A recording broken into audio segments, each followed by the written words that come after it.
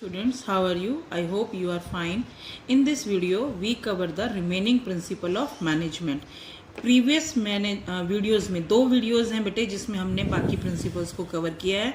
अगर नए सब्सक्राइबर हैं तो प्लीज़ प्रीवियस वीडियो को देखिए, और आपने आज फर्स्ट टाइम इसको देखा है तो इस चैनल को सब्सक्राइब कीजिए ताकि आपको ज़्यादा से ज़्यादा वीडियो मिल सकें.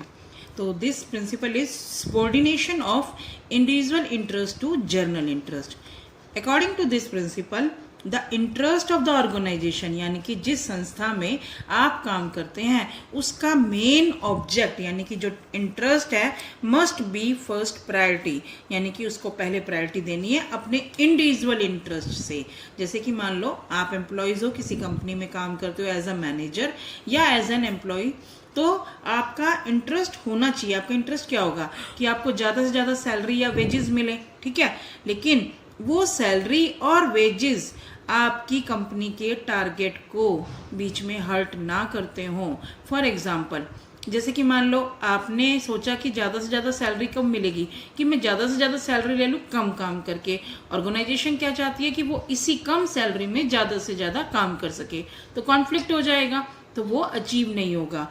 देखो जैसे बेटा इंडिविजुअल का अपना इंटरेस्ट हो गया, ऑर्गेनाइजेशन का भी इंटरेस्ट हो गया, ऑब्जेक्टिव. अगर ये सेम डायरेक्शन में जाते हैं तो गोल अचीव हो जाएगा. Then there is no conflict. Means अगर मान लो आपने सैलरी लेनी है, सैलरी या वेजेस आपको लेने हैं, तो आप क्या करेंगे, वेजेस और सैलरी करने के लिए मोर प्रोडक्शन, ठीक है. अब यही बात ऑर्गेनाइजेशन को समझनी है कि अगर मोर प्रोडक्शन होती है तो मोर प्रॉफिट भी होगा, मोर प्रॉफिट होगा तो आपको सैलरी और वेजेस भी मोर देने चाहिए. तो यानी कि यहाँ पर अब एक और एग्जांपल ले सकते हैं कि आपने अपने पर्सनल इंटरेस्ट को, टारगेट को, जैसे मान लो आप एक मैनेजर हैं, परचेज मैनेजर हैं, और आपका कोई रिलेटिव है मार्केट में, आपका बेटा ही लगा लो कि मैनेजर का बेटा है मार्केट में, आप उसके भले के लिए हायर रेट की कोटेशन पर भी हाँ कर देते हैं, यानी कि उससे जो रॉ मटेरियल परचेज करते हैं as comparison to other market supplier. Market में और भी सप्लायर हैं, लेकिन आप अपने बेटे के फायदे के लिए उसे ज़्यादा से ज़्यादा हाई प्राइस पर रॉ मटेरियल को परचेज कर लेते हैं. इससे क्या होगा, कंपनी को नुकसान होगा, ठीक है ना. अगर इसी सिचुएशन में मान लो कि आपकी कंपनी के क्राइसिस इंक्रीज हो रहे हैं, यानी कि फाइनेंशियल क्राइसिस इंक्रीज हो रहे हैं, और आप अपने खर्चों में कटौती करते हैं, तो वो फायदा होगा, क्योंकि आपका फर्ज है कि आप अपनी ऑर्गेनाइजेशन को, जो कि आपको ग्रोथ का और आपको बढ़ने का मौका देती है, उसको फाइनेंशियल क्राइसिस से आप अपने खर्चे कैसे कम कर सकते हैं, या आप अपने वर्कर्स को मोटिवेट कर सकते हैं कि आप उनको ज़्यादा काम दें, यानी कि वर्किंग आवर्स बढ़ा दें लेकिन सेम सैलरी पर. तो ये that is a benefit for the organisation, क्योंकि अगर ऑर्गेनाइजेशन है तो आप हैं, और आप हैं तो ऑर्गेनाइजेशन है. लेकिन जहाँ पर जर्नल इंटरेस्ट ऑर्गेनाइजेशन की प्रायोरिटी की बात होगी तो वहाँ पर आपने अपने मेन इंटरेस्ट को भी सेक्रीफाइस करना है. हालांकि इस प्रिंसिपल का मेन ऑब्जेक्टिव यही है कि आपका सिर्फ एक ही धर्म है, अपनी ऑर्गेनाइजेशन को, इंटरेस्ट को पहले अचीव करना है, ठीक है. नेक्स्ट है आपका principle of equity. Equity means no discrimination among employees on the basis of gender, यानी कि आपने जेंडर के बेसिस पर, कास्ट के बेसिस पर, ग्रीड के बेसिस पर, कलर के बेसिस पर कोई भी भेदभाव नहीं करना. इक्विटी का मतलब आपके एम्प्लॉयज़ को सेम सम्मान देना, सेम सिचुएशन में ही रखना, या वो फीमेल है मेल है, इसका कोई फर्क नहीं होना चाहिए. फॉर एग्जाम्पल देखो, अभी बच्चे ये फीमेल है एज एन रिसेप्शन के लिए, ठीक है, तो इसको 10,000 की सैलरी दे रहे हैं, और एक ये मेल है एज ए रिसेप्शन, इसको 8,000 की, लेकिन दोनों का काम सेम है और दोनों अपना अच्छा कर रहे हैं. दैट इज़ अ रॉन्ग, ये नहीं होना चाहिए. अब मान लो फील्ड वर्क है, वहाँ पर फीमेल को 8,000 दे रही हैं या 10,000 दे रही हैं, तब भी उसको लिए मुश्किल है, क्योंकि दोनों का ही काम बराबर है. एक मान लीजिए कंपनी है, दोनों एम्प्लॉयज़ हैं मेल और फीमेल, लेकिन बॉस ने सिर्फ उसकी मेल की प्रमोशन इसलिए की कि जो फीमेल है वो अपने हायर अथॉरिटीज़ पर काम नहीं कर सकती. That is also wrong thing. तो यानी कि प्रिंसिपल ऑफ इक्विटी कहता है कि आपके लिए सारे एम्प्लॉयज़ बराबर हैं, उनमें कोई भेदभाव नहीं होना चाहिए, चाहे वो मेल है, फीमेल है, वाइट है, ब्लैक है। आपका stability of tenure of personnel, यानी कि एक ऑर्गेनाइजेशन में एम्प्लॉयज़ को काम करते हुए रहना चाहिए, उनका ट्रांसफ़र, उनका टर्मिनेशन कम से कम होना चाहिए। According to this principle, the management must provide job security among the employees, because you have to remove the tenure and termination and transfer। बेटे आप लोगों ने एम्प्लॉयज़ के दिमाग में से उनको कि वो परमानेंट नहीं है, उनको कभी भी निकाला जा सकता है या उनको ट्रांसफ़र दी जा सकती है, ये डर निकालना चाहिए, क्योंकि इससे आपकी ऑर्गेनाइजेशन का ही फ़ायदा है। क्योंकि लंबे समय तक अगर एम्प्लॉयज़ टिकेंगे तो आपकी कॉस्ट में भी फ़र्क पड़ेगा। कैसे? इसका देखिए एक एग्जांपल से लेते हैं कि मान लो अगर आपके एम्प्लॉयज़ बार बार नहीं आते हैं, नहीं मतलब टर्मिनेट हो जाते हैं या उनकी ट्रांसफ़र कर दी जाती है, तो क्या होगा? न्यू एम्प्लॉयज़ आएंगे। न्यू एम्प्लॉयज़ आने पर उनकी ट्रेनिंग भी दोबारा से होगी। उनके लिए जो न्यू एनवायरनमेंट होगा,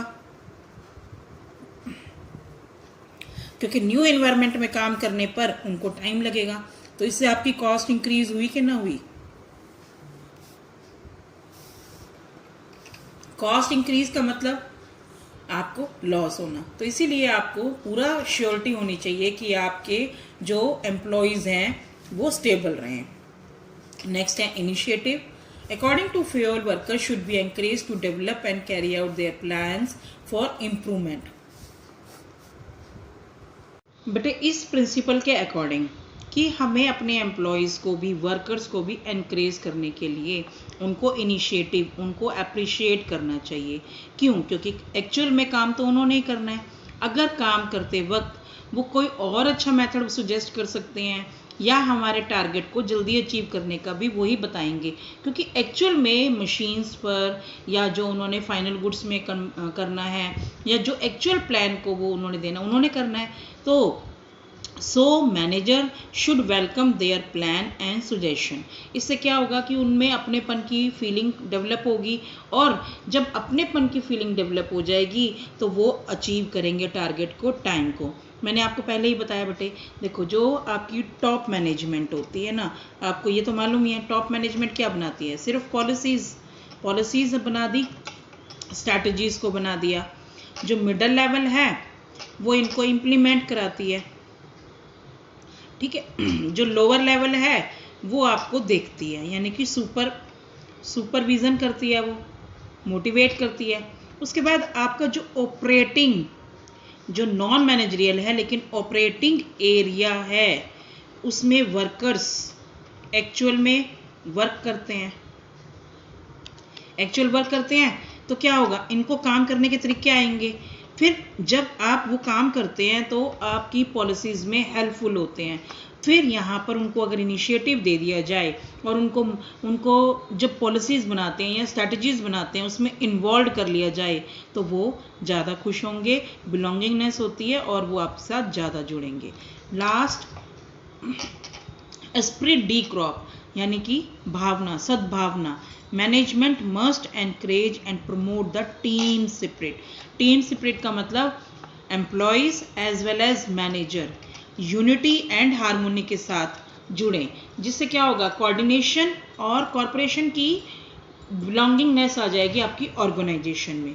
जो मैनेजर्स होते हैं वो आई की जगह रिप्लेस कर दें वी वर्ड को। सिर्फ आप वी वर्ड को रिप्लेस कर देंगे। जैसे कि मान लो आपने कोई प्लान को अचीव कर लिया, टारगेट को अचीव कर लिया, मैनेजर ये कहेगा कि ये सारा काम मैंने किया है, तो वर्कर्स कहेंगे सारा काम तो हमने किया, ये अकेला ही अप्रिशिएट ले रहा है, खुद ही क्रेडिट ले रहा है, तो उसको कोई भी आगे ट्रस्ट नहीं करेगा। और वो कहेंगे इसके साथ जितना मर्जी काम कर लो, इसने हमारे को तो कभी कहना ही नहीं है, हमारे को ऊपर नहीं आने देना। तो क्या होगा? उनकी भावनाएं टूट जाएंगी, कोऑर्डिनेशन नहीं बनाएंगे। तो इसीलिए हर एक मैनेजर को टीम सेपरेट डेवलप करनी चाहिए अपने अंदर कि वो कोई भी टारगेट अचीव करे, that he should replace the I word with the we. Always think about the team that should bring you achieving the goal, nearest goal आपके पास लेके आएंगे, आपके अचीव करेंगे। बेटा ये थे 14 प्रिंसिपल जिनसे आप लोगों को क्लियर हो गया होगा कि ये फ्यूल के बनाए गए थे, एडमिनिस्ट्रेटिव लेवल पे थे। नेक्स्ट जो साइंटिफिक हैं वो आपको नेक्स्ट वीडियो में मिलेंगे, लेकिन नेक्स्ट वीडियो के लिए आपको सब्सक्राइब करना पड़ेगा चैनल, ताकि आपको नोटिफिकेशन मिलती रहे। ठीक है, थैंक यू बेटा।